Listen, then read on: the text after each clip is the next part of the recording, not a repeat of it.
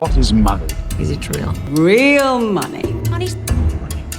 What is money? What is money after all? Is it real? Is it real? Is it real? Real money. Or is it real?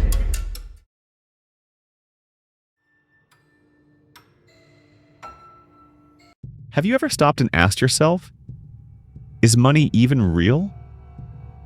I mean, really think about it. That number you see in your bank app? The cash you trade for coffee? Is it actual value or just an illusion we've all agreed to play along with? Stick around, because in the next 12 minutes, we're pulling back the curtain on the biggest financial illusion you live with every single day. You'll learn how money is created out of thin air, why your savings are secretly losing value, and who's really in control.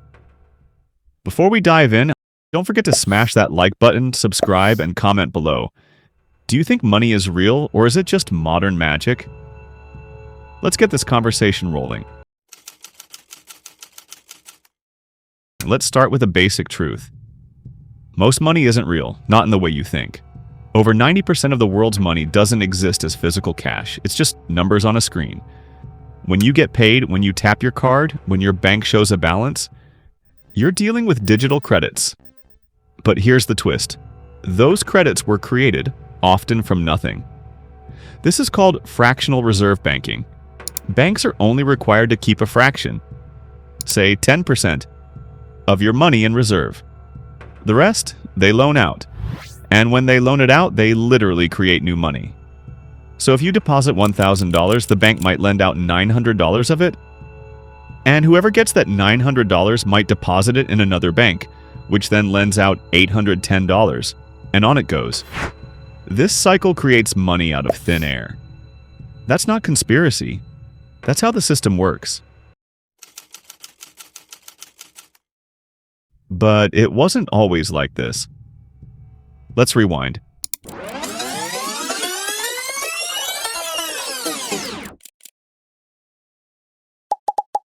Money used to be backed by something real, like gold. Under the gold standard, every dollar represented a certain amount of gold held by the government.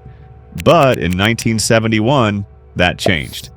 President Nixon ended the gold standard, and ever since, money has become what we call Fiat currency, meaning it's backed by nothing but trust in the government.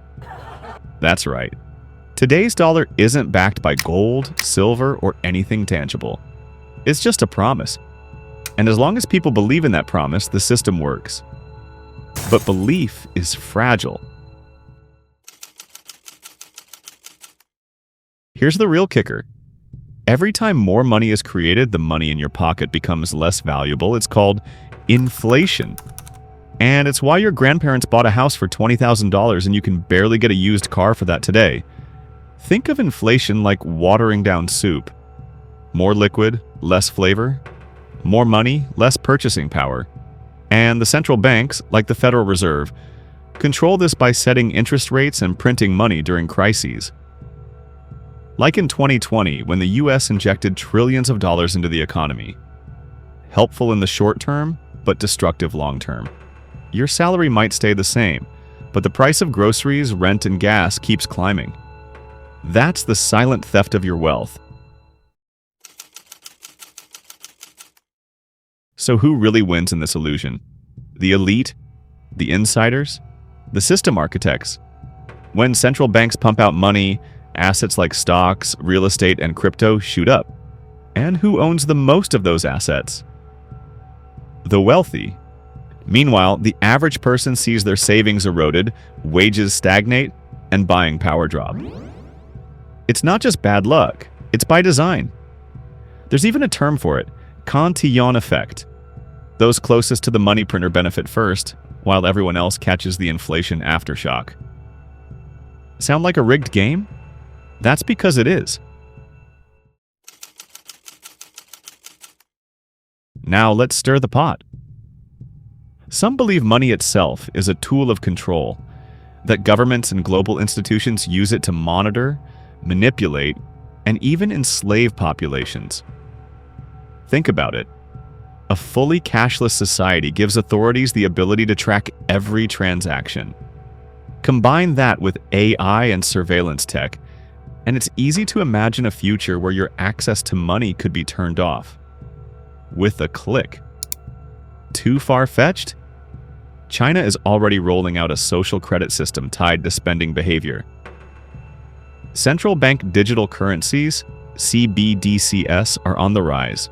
The pieces are moving.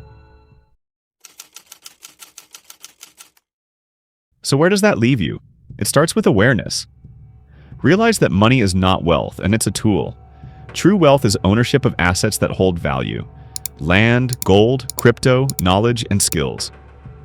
Learn how to protect yourself. Invest wisely, diversify income streams, and study how the financial system works. The illusion only works when we don't question it. If you made it this far, you're now among the few who see through the veil. So let's shake up the algorithm. Comment below. Money is not real. I see the system now. Don't forget to like, subscribe, and share this video with someone who needs to hear the truth. Until next time, stay aware, stay free.